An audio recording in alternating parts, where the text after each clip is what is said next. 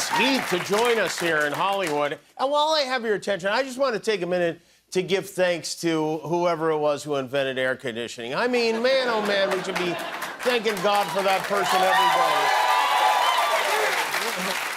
The light bulb we can live without. We all know Thomas Edison. We don't know who did this. You know, it was 119 degrees in the valley over the weekend. It's September. It's 100. It is so hot. When I went outside to pee on Matt Damon's star this morning, it turned to steam. It evaporated.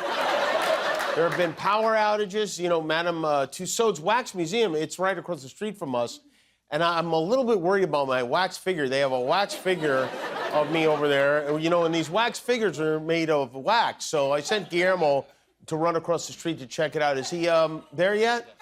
Okay. Hey, Guillermo, how is it? Is my figure? Yeah. It looks pretty good. Oh, no. Your hair looks great. Okay, well, thank you, Guillermo. Hey, you guys want to take a picture with Jimmy Kimmel? Okay. Yeah. Strange that the other statues didn't melt at all, and then it's... By the way, special welcome to those of you joining us after Monday Night Football tonight. Aaron Rodgers tonight strapped on his tinfoil helmet for another madcap season as the San Francisco 49ers hosted the New York Jets. This year, you know, players have the option to wear these protective helmet bumpers. Next to nobody did wear them because this is what they look like. This is Jabril Peppers of the Patriots and Josh Wiley from the Titans, who are two of the only smart players in football. They were willing to look ridiculous. They were willing to look like Rick Moranis and Spaceballs in order to protect their brains from injury. They do need to come up with a better design than that. One of the reasons the players have been unwilling to wear them is because, you know, when your head tilts backwards, which it does, often a piece of candy pops out of your neck. And you know a sport is too dangerous when even the helmets need helmets. What a week this is for ABC. Tonight we had Monday Night Football. The debate is on ABC tomorrow. This is a rare week when our network what did we used to call those? Viewers. When we have viewers. Tomorrow in Philadelphia, it's Kamala Harris versus Donald Trump. The candidates will field questions on all the big issues, the economy, immigration, electrocution, sharks, everything we care about. There's a lot riding on this. If Kamala doesn't do well, you know, come January, our national bird might be the Kentucky Fried Chicken. So a lot of Democrats were freaking out about this New York Times poll that came out yesterday that showed Trump up by 1% nationally going into the debate. The Trump people were celebrating, which is surprising from the guy who said the failing New York Times has been wrong about me from the very beginning, said I would lose the primaries, then the general election, fake news. I guess the news at the New York Times is only occasionally fake. I don't know why we get so worked up about this stuff. There's nothing scientific about these polls. Hillary Clinton was supposed to win in a landslide, according to these polls. Has anyone you know ever taken one of these polls? Has anyone in this audience ever taken one of these polls? No. You know why? They call you on the phone. The New York Times should say Donald Trump has a 1% lead among lunatics who answer unknown calls on their telephone. Both candidates are preparing for the debate in their own way. They say Harris has been doing highly choreographed rehearsals with a stage and replica TV lighting and an advisor in full Lee Strasberg method acting mode playing the part of Donald Trump. I don't know, is she trying to win an election or a Tony Award here? Because how could you possibly prepare to debate Donald Trump? This is a man who, if he doesn't like the direction a hurricane is going, just draws a new hurricane on the map. He can't debate that. It's like if they tried to fly Bruce Willis up to the asteroid to reason with it instead of blow it up. Kamala is a 2.5 to 1 favorite to win the debate, whatever that means. You can actually bet on it. You can bet on all sorts of things for this debate. Like the Super Bowl, they're called prop bets. You can bet on the color of Trump's tie. Red is the favorite. If you bet $1,200 on red, you can win $100. Blue, you can bet $100 to win $550. Silver or gray goes off at 14 to 1. And if he wears a bow tie, you can win 100 to 1. You know he's going to bet all his Truth Social stock on bow tie and show up looking like an obese Orville Redenbacher, right? You can also bet on whether Trump will say the words Comrade Kamala Tampon Tim, Witch Hunt, and also you can bet on whether or not they will shake hands. No is the heavy favorite. I would go heavy on no, because those two are not going to shake hands. If I was Kamala, you know what I'd do? I'd give him a little pinch on the cheek when I came out. Trump, of course, is claiming that the debate is rigged against him, even though it hasn't happened yet. Over the weekend, he announced that no boxes or artificial lifts will be allowed for Kamala, who is 5'4", to stand on, because he says it would be a form of cheating, and the Democrats cheat enough. That's right. You know, cheating is only allowed when it comes to wives, taxes, and every round of golf that he's ever played. Otherwise, Trump, as you know, is a very focused individual. Yesterday, as he prepared for the debate, he posted, "Happy birthday, Mary," as if the Virgin Mary is on Truth Social. And he followed that with this tiny thumbs up for Hulk Hogan beer, real American beer. Hulk Hogan is doing a beer, and if he's doing it, it must be good. Great looking Canon logo. Give it a try, DJT. So presidential, you know?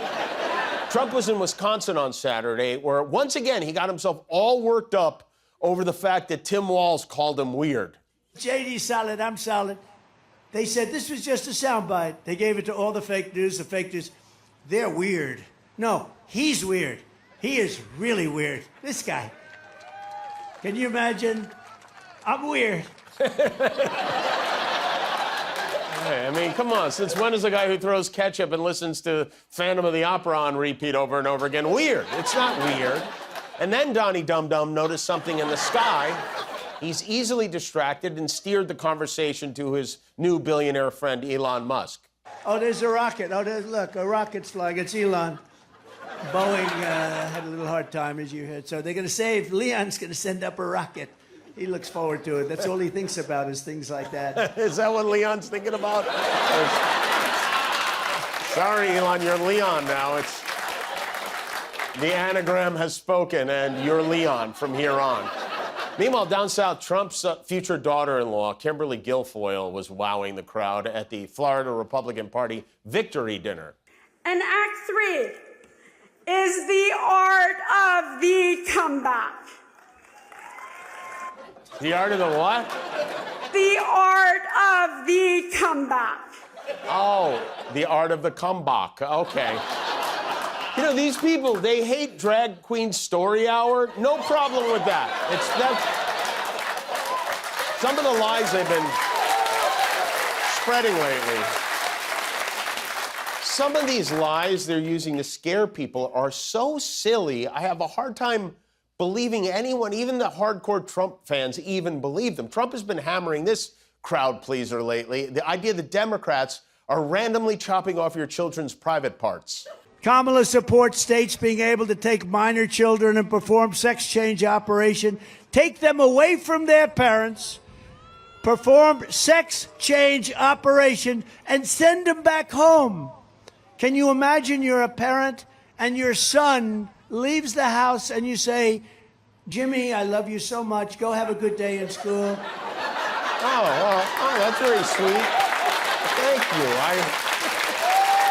I mean, my name's not Jimmy anymore. It's Tamara, but I will. "Jimmy, I love you so much. Go have a good day in school." I'm going to be using that clip a lot. I'm just going to tell you right now. You're going to remember this because you're going to be seeing it frequently. Trump's also been floating a new policy idea, finally. He says he wants to modify the 25th Amendment so you can remove the vice president if the vice president covers up the fact that the president is incapacitated or if the vice president is caught in the Oval Office dry humping the couch. You figure this would be done. Of course, this is a change in direction for Trump, who previously tried to remove his own vice president via noose. And then he says he isn't weird. But maybe the weirdest story about Trump this month involves me. Rolling Stone published a story today.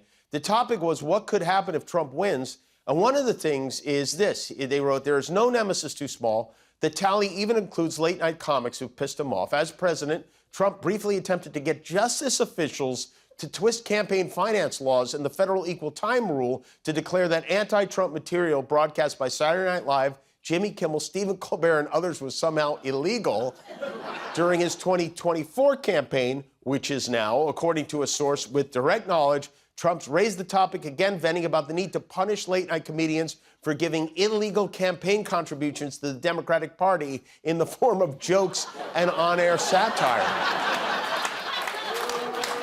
I'm glad it's funny to you. He wants to lock up the late-night host. And what happened to this, by the way? Jimmy, I love you so much.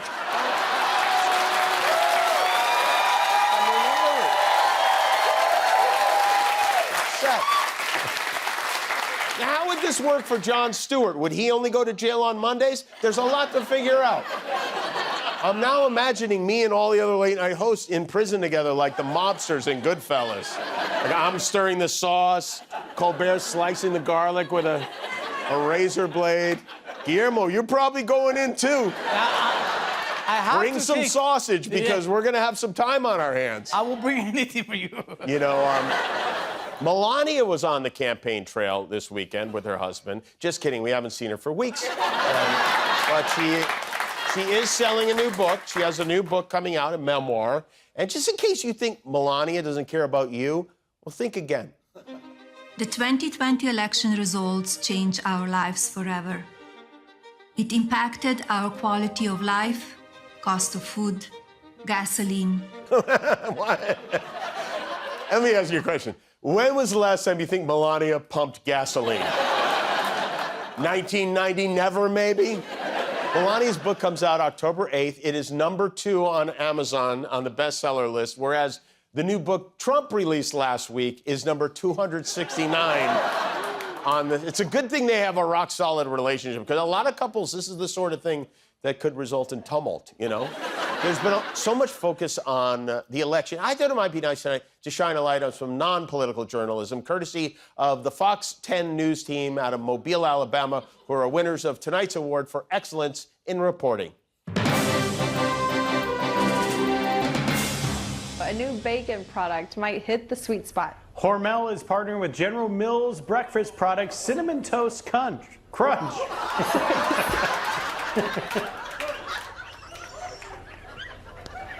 Sanitized. It's a family show. Flavor is hand-rolled into the snacks of the thick-cut bacon.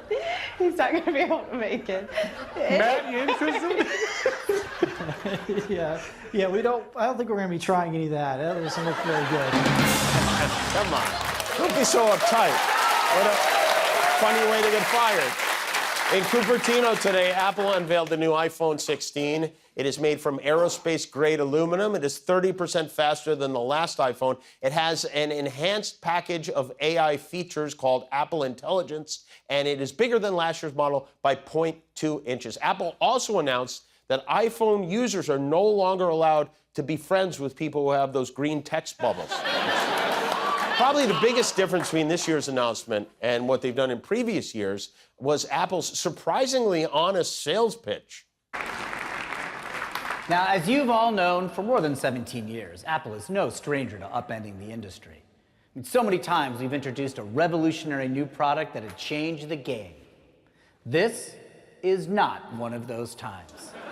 This September, the new iPhone is just your old iPhone. We ran the numbers and decided your old iPhone is just fine. The camera works great, has plenty of megapixels and shit. You don't need to spend $1,000 on the iPhone 16 Max Pro, Ultra Plus, whatever the it's called. Your old iPhone has everything you need to play Fruit Ninja and watch porno.